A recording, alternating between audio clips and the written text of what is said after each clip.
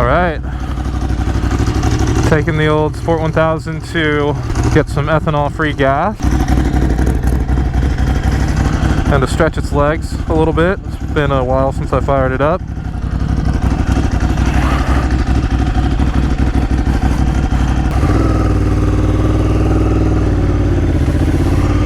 So yeah, I'm taking the bike to the Grange in Issaquah, right by I-90 Motorsports, and like I was saying, they sell ethanol-free gas, so I'll fill the bike up with some of that E0 and then add some fuel stabilizer to it as well.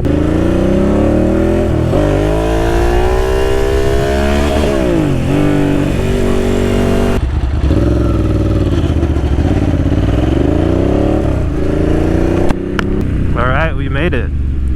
The Grange. So you'll see all sorts of hypercars here filling up on the ethanol free. And there's actually quite a few places in the greater Seattle area that sell ethanol free gas. And out of all of them, I'm pretty sure the Grange is the cheapest.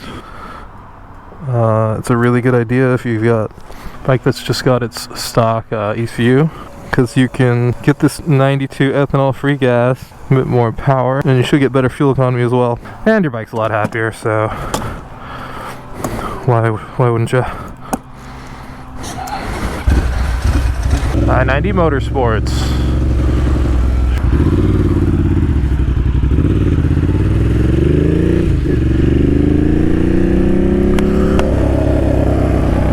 So yeah, winterizing your bike. What things should you do to get your bike ready to put away for the winter if you live in the Northwest? Now, if you ask me what I do, I'll tell you that, you know, as much as I can, I like to still ride in the winter.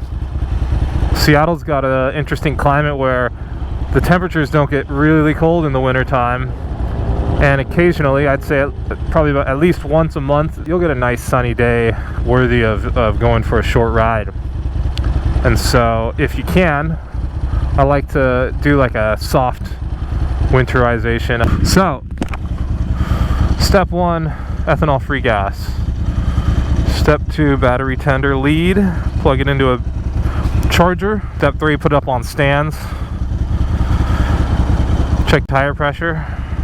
And I also just like to put them away clean for the winter. Dead bugs or other road grime that's on the bike can harden over time, and you really want to get that stuff removed. So yeah, that's the Pacific Northwest Seattle soft winterize, you know, tips for your bike. And what does it really boil down to? It's that you shouldn't winterize your bike, or you shouldn't put it away for the whole winter. If you do, you're missing out on some, you know, great riding,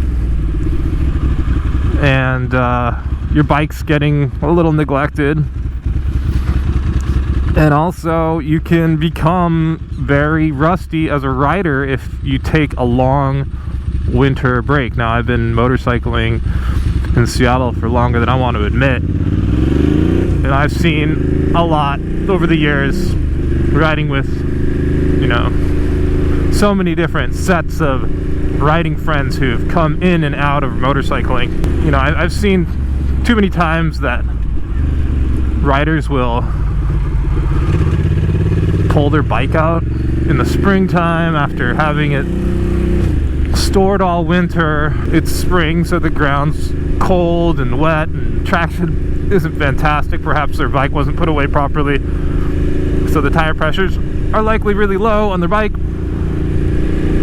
and they'll get out and they'll have a crash in March. Generally, it's something really minor, like a cold tire, low side. Usually the rider is fine, they're not hurt at all, but what'll happen is the bike will end up being smashed beyond the point of like inexpensive repair.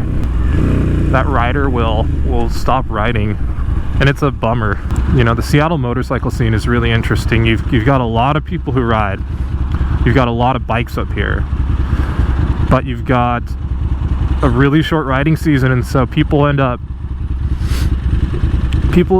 not riding their bikes very much. you know, you get a lot of people that come in and out of the sport, so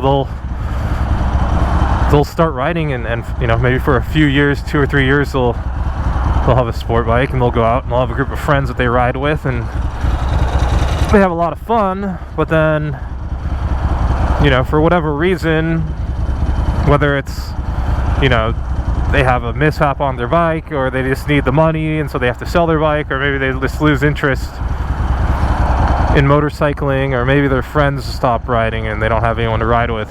But, you know, for a number of reasons, you've got a lot of people in the Northwest, like, riding for a couple years and then they hang up all their stuff. I wish I had all the riding friends that I've had over the years. I wish that they didn't stop riding.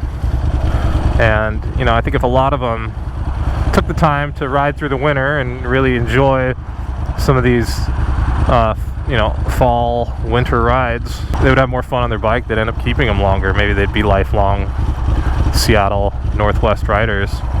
You know, it's more than just taking care of your bike. And what the heck is taking so long? It's you know, it's good to keep your skills sharp.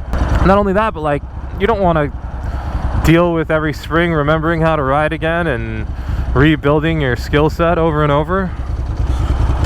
You know, you ride through the winter, keep that muscle memory sharp. I think another part of riding in the winter time is having a good group of friends that you can get together with in more of a social motorcycling way than in a, you know, trying to blow the doors off of cars or corner as hard as humanly possible. And if you're meeting up with friends to get some food, or if you're going to a bike night, or if you're just cruising to a shop to pick up some fuel stabilizer or some spray cleaner, really just an excuse to go in and say hi to people and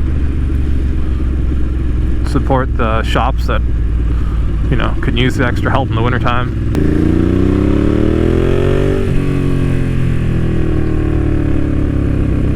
Alright, well, thanks for coming along with me on my ride to get my bike winterized. Hope you guys learned a couple tips, and hopefully you keep riding throughout the winter.